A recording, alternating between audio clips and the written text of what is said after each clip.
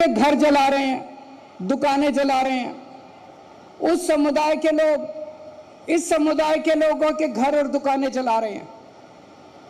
इस समुदाय के लोग उनकी महिलाओं के साथ गलत काम कर रहे हैं। उस समुदाय के लोग इस समुदाय के लोगों के महिलाओं के साथ गलत काम कर रहे हैं। फायदा किसका हो रहा है? दोनों समुदाय के लोग व्यथित हैं। मणिपुर जल रहा है, भाई भाई से लड़ रहा है। अभी तक जो लोग एक साथ शांति के साथ रहा करते थे वो आपस में लड़ रहे हैं। इधर हम हरियाणा में देखते हैं, यहां भी दो समुदाय आपस के अंदर लड़ रहे हैं। ये समुदाय उस समुदाय से लड़ रहा है, वो इससे लड़ रहा है। फायदा किसका हो रहा है? इस लड़ाई में किसका फायदा हो रहा है? हम 21वीं सदी में रह रहे हैं। ये साइंस का युग है, ये टेक्नोलॉजी का युग है। दुनिया कहीं की कहीं पहुंच गई और हम आपस में लड़ते रह गए। अगर हम आपस में लड़ेंगे, अगर भाई भाई से लड़ेगा, तो भारत विश्व गुरु कैसे बनेगा? हम लोग तो रोज कहते हैं कि भारत विश्व गुरु बनेगा, भारत विश्व गुरु बनेगा। भारत विश्व गुरु कैसे बनेगा? एक परिवार, एक पिता जिन्होंने अपनी जिंदगी में खूब पैसा कमाया, उनकी मौत हो गई। उनके 4 बच्चे हैं, चारों बच्चे आपस में लड़ रहे हैं, एक दूसरे को मारने पे आतुर हैं। क्या वो परिवार प्रगति कर सकता है? बिल्कुल नहीं कर सकता। पिताजी जो कमा के गए थे वो भी खत्म कर देगा परिवार, चारों बच्चे उसको भी उजाड़ देंगे। लेकिन एक परिवार जिसमें चारों भाई मिलके परिवार में एक साथ मोहब्बत के साथ रहते हैं, वो परिवार तरक्की करता है। अगर हमें विश्व गुरु बनना है, अगर हमें देश को तरक्की देनी है, विकास देना है, अगर हमें दुनिया में नंबर 1 देश बनना है, तो 140 करोड़ लोगों को एक परिवार की तरह रहना पड़ेगा।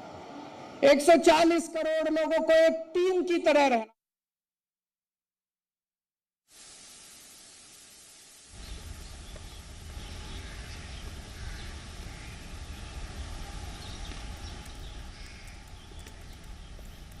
दस दिए कि दिल्ली के सीएम अरविंद केजरीवाल के वलों संबोधन किया गया तो अपने संबोधन दे विच वो साफ तौर पर कहते नज़र आए कि जो लोग शांति दे नाल रहिंदे सी हुण वो आपस दे विच लड़ रहे ने, आपस दे विच हिंसा की जा रही है। दुनिया किते दी किते पहुंच गई है तो असीं आपस दे विच लड़ रहे हैं, भाई भाई ही आपस लड़ रहे हैं।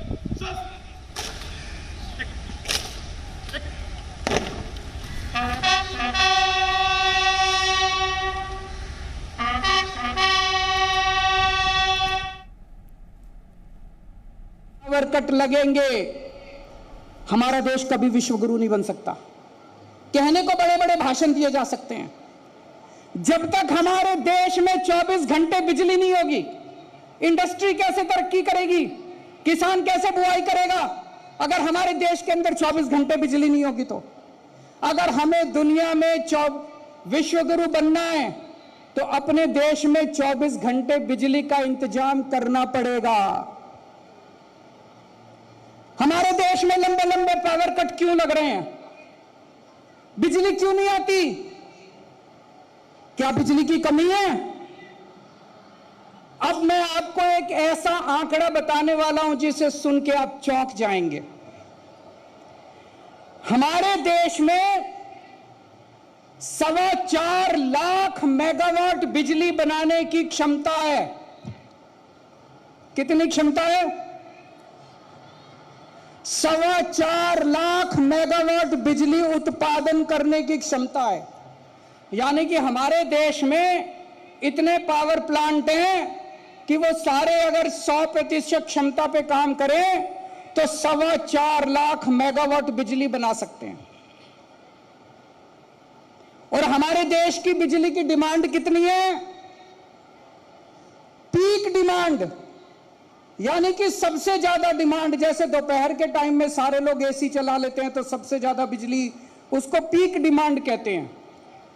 पीक डिमांड हमारे देश की केवल 2 लाख मेगावाट है। हमारी 4.25 लाख मेगावाट बिजली बनाने की क्षमता है, लेकिन केवल 2 लाख मेगावाट बिजली की डिमांड है, फिर भी बिजली नहीं आती, फिर भी पावर कट लगते हैं, फिर भी हमारे घर में बिजली नहीं पहुंचती। क्यों? क्या कारण है? मिसमैनेजमेंट, भ्रष्टाचार, लैक ऑफ विजन। पहले दिल्ली में भी ऐसे ही था।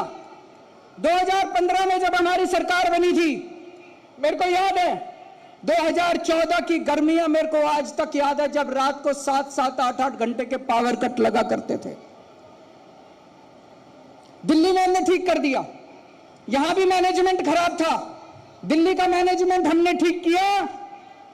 आज पूरे देश में दिल्ली अकेला शहर है जहां 24 घंटे बिजली आती है।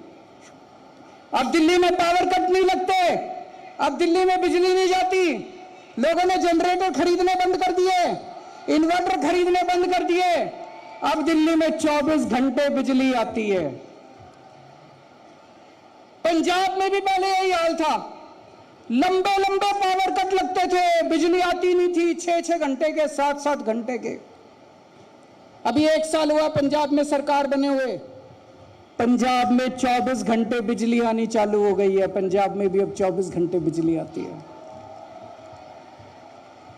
देश में भी 24 घंटे बिजली आ सकती है। अगर हमारी 4.25 लाख मेगावाट बिजली बनाने की क्षमता है, तो हमारे देश के अंदर भी 24 घंटे बिजली आ सकती है। मैनेजमेंट ठीक करना है, भ्रष्टाचार खत्म करना है। 3 से 4 साल लगेंगे। 3 से 4 साल के अंदर पूरे देश के अंदर 24 घंटे बिजली आ सकती है, पावर कट खत्म हो सकते हैं।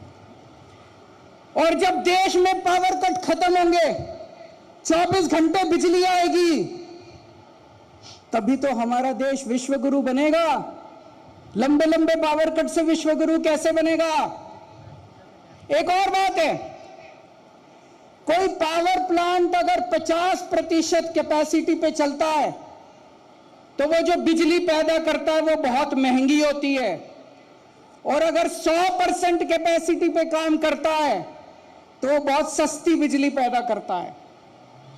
अगर हम अपनी पूरी 100% क्षमता पे 4.25 लाख मेगावाट बिजली पैदा करनी चालू कर दें, देश में बिजली के रेट आधे हो जाएंगे।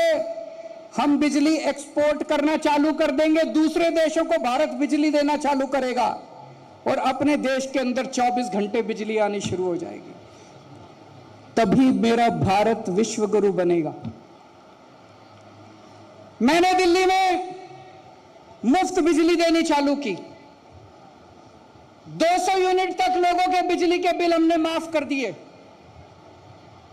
कुछ लोगों ने मेरा बहुत मजाक उड़ाया। पंजाब में जब सरकार बनी, पंजाब के अंदर भी हम लोगों ने लोगों को बिजली मुफ्त देनी चालू कर दी कि अगर आपका 200 यूनिट तक का बिजली का बिल आता है तो आपको बिजली का बिल नहीं भरना पड़ेगा।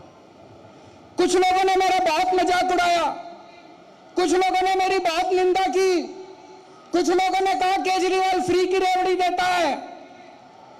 आज मैं देश के सामने 2 विकल्प रख रहा हूं। पहला विकल्प, अगर हमें पूरे देश के 140 करोड़ लोगों के 200 यूनिट तक के बिजली के बिल माफ करने हैं, केवल 1.5 लाख करोड़ रुपए का खर्चा आएगा।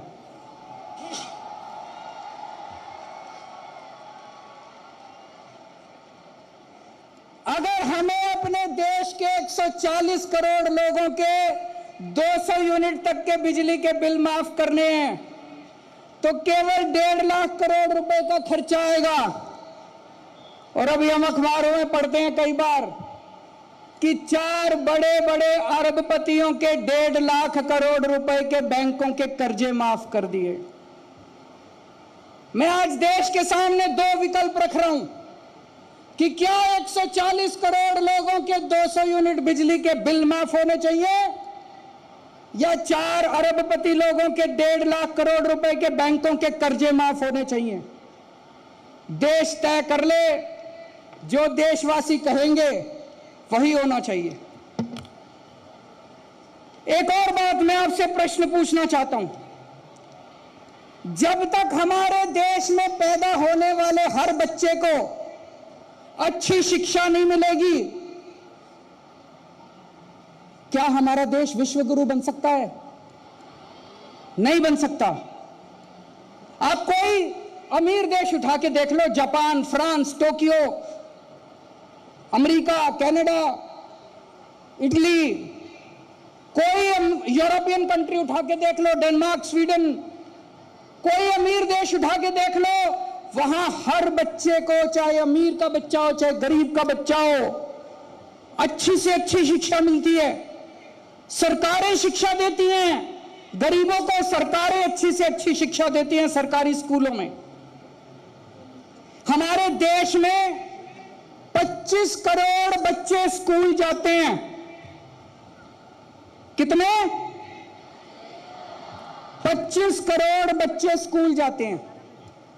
इनमें 17 करोड़ बच्चे सरकारी स्कूलों में जाते हैं। अगर दिल्ली की बात छोड़ दे, अधिकतर सरकारी स्कूल कबाड़ खाने बने हुए हैं देश के अंदर। अधिकतर सरकारी स्कूल खटारा बने हुए हैं। टॉयलेट नहीं है, पीने का पानी नहीं है, बिल्डिंग टूटी पड़ी है, छत चू रही है, पंखे टूटे पड़े हैं, बैठने को डेस्क नहीं है, कोई पढ़ाई लिखाई नहीं है। बुरा हाल है सरकारी स्कूलों का देश भर के अंदर। अगर 17 करोड़ मेरे देश के बच्चे ऐसे सरकारी स्कूलों में पढ़ रहे हैं, शिक्षा के नाम पे उनको जीरो, क्या मेरा देश विश्व गुरु बन सकता है? नहीं बन सकता। जब तक एक एक बच्चे को अच्छी से अच्छी शिक्षा नहीं दी जाएगी, तब तक हमारा देश विश्व गुरु नहीं बन सकता।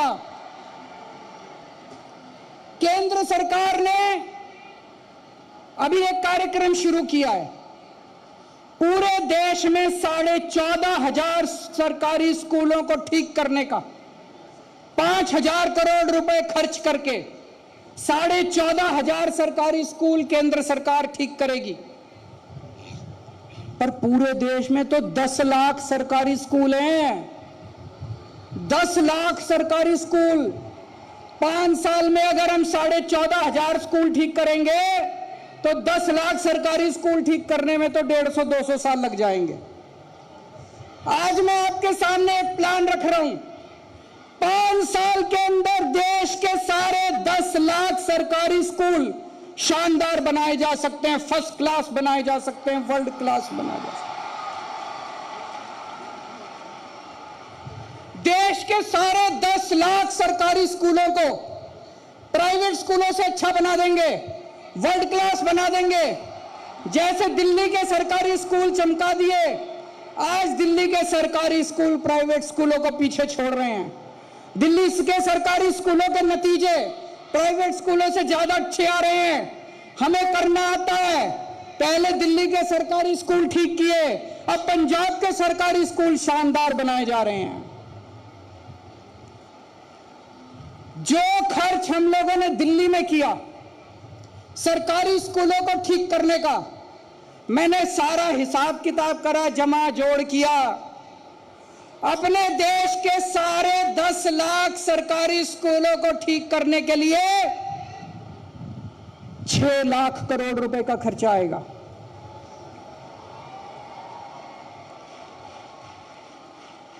और अगर 5 साल में ठीक करेंगे तो 6 लाख को 5 से भाग करके देख लो, 1.25 लाख करोड़ रुपए हर साल खर्च करने पड़ेंगे।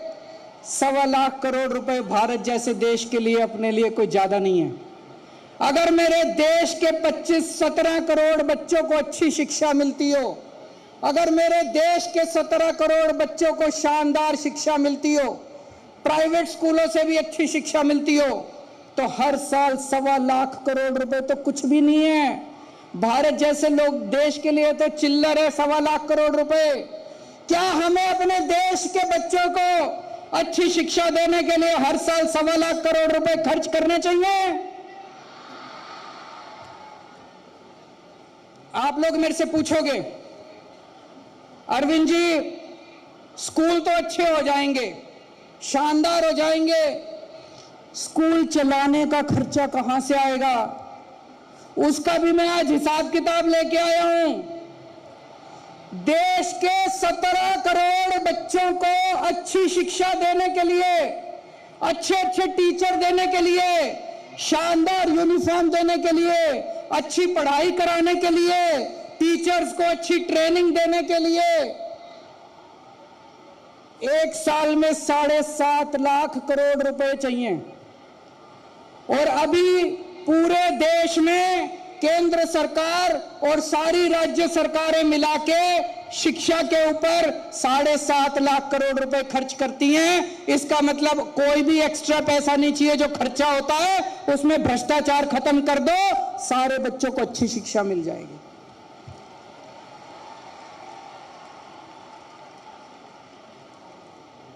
दोस्तों,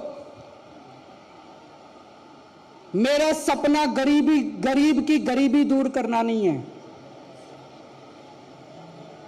ये वाले स्लोगन तो हम पता नहीं कब से दूर सुनते आ रहे हैं, गरीबी दूर करो, गरीबी दूर करो। मेरा सपना गरीब की गरीबी दूर करना नहीं है। मेरा सपना हर गरीब को अमीर बनाना है। मैं हर गरीब को अमीर बनाना चाहता हूं।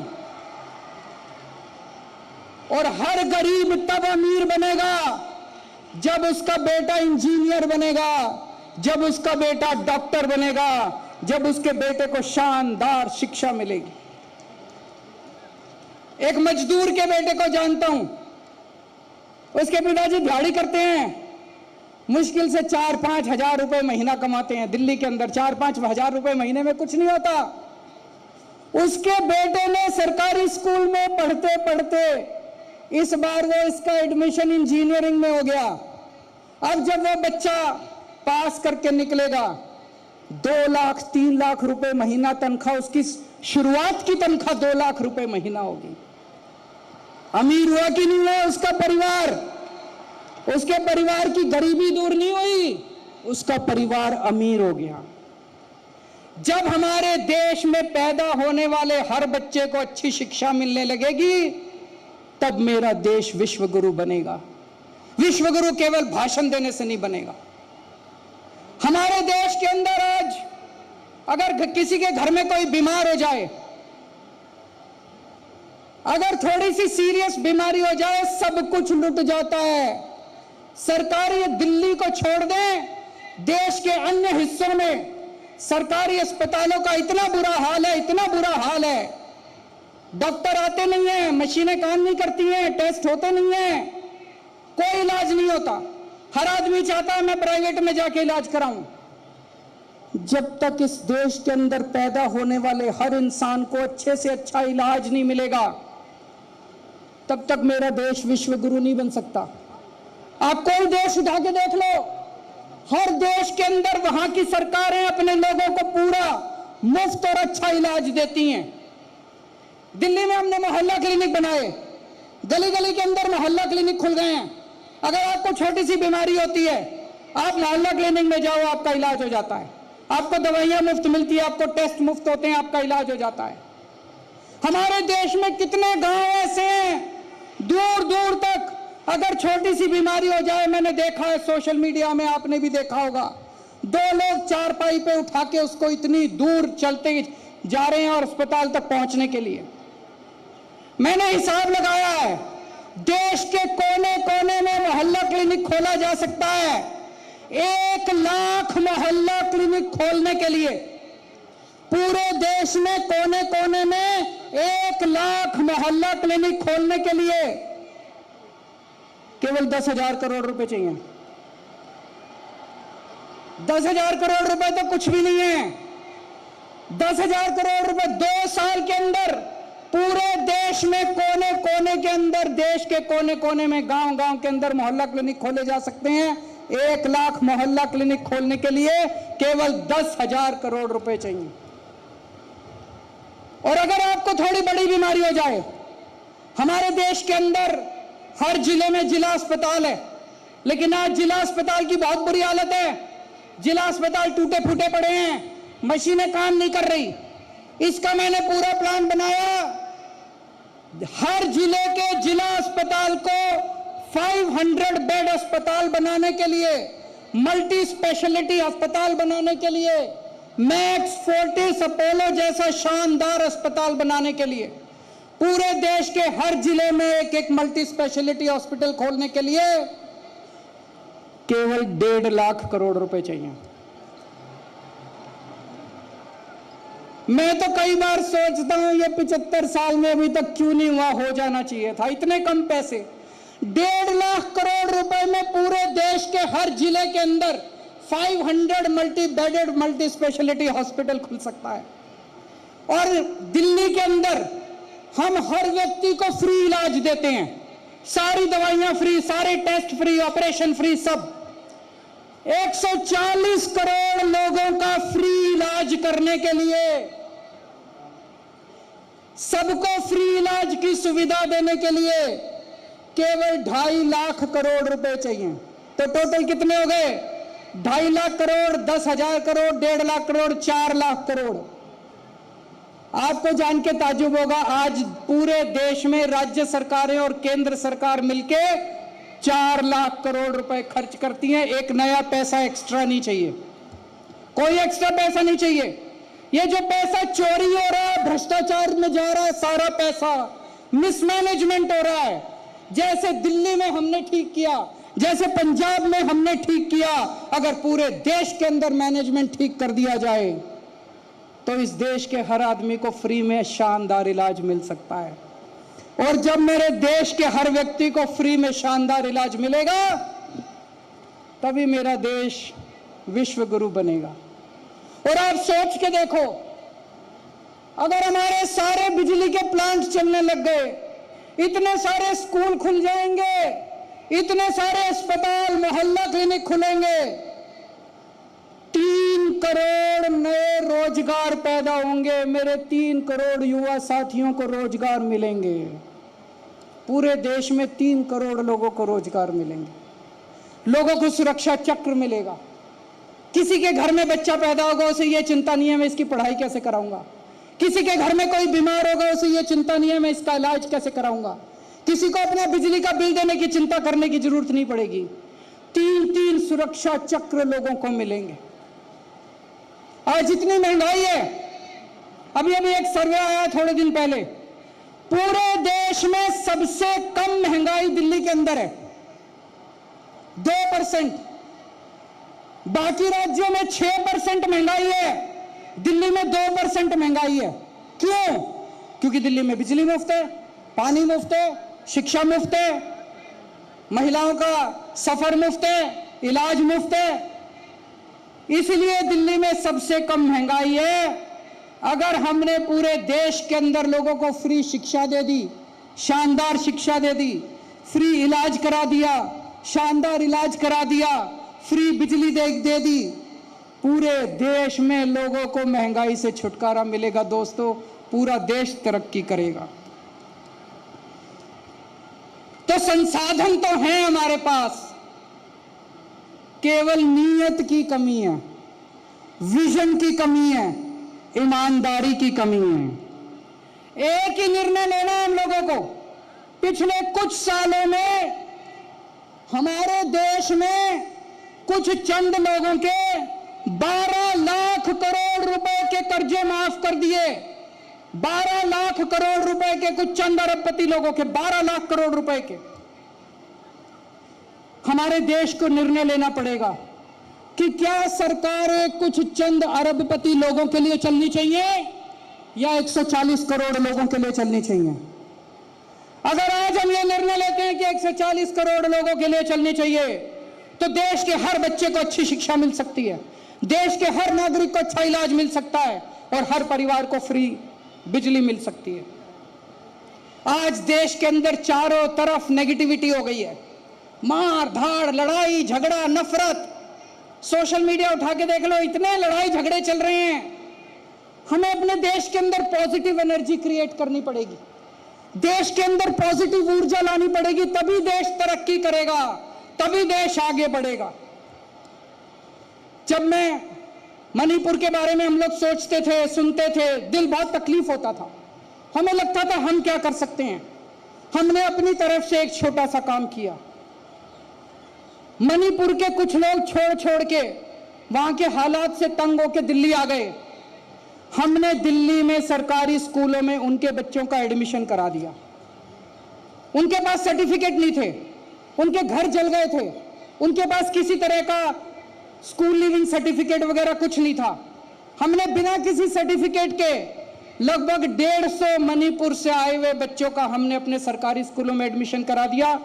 उन बच्चों की काउंसलिंग कराई जा रही है, उन लोगों को लैंग्वेज की प्रॉब्लम है उसको सिखाया जा रहा है, और अन्य बच्चों के साथ मिलकर उनको एक नॉर्मल जिंदगी जीने की कोशिश की जा रही है। मेरे पास कई व्यापारी आए। आज देश का व्यापारी बहुत दुखी है। जीएसटी